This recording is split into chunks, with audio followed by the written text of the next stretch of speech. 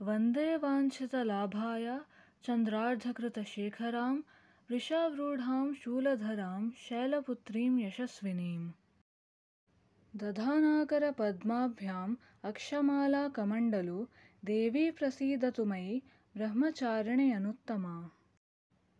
पिण्डजप्रवरारूढा चण्डकोपास्त्रकैर्युता प्रसादं तनुते मह्यं चन्द्रघण्टेति विश्रुता। सुरासम्पूर्णकलशं रुधिरप्लुतमेव च दधानाहस्तपद्माभ्यां कूष्माण्डा शुभदास्तु मे। सिंहासनगता नित्यं पद्माश्रितकरद्वया शुभदास्तु सदा देवी स्कन्दमाता यशस्विनी। चन्द्रहासोज्ज्वलल्करा शार्दूलवरवाहना कात्यायनी शुभं दद्या देवी दानवघातिनी।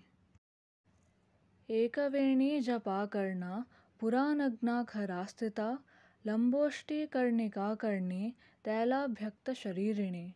वामपादोल्लसल्लोहा लताकण्टकभूषणा वर्धन्मूर्धध्वजा कृष्णा कालरात्रिर्भयङ्करी।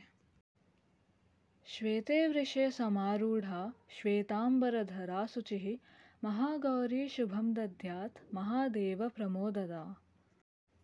सिद्धगन्धर्वयक्षाध्यै असुरैरमरैरपि सेव्यमाना सदा भूयात् सिद्धिदा सिद्धिदायिनी।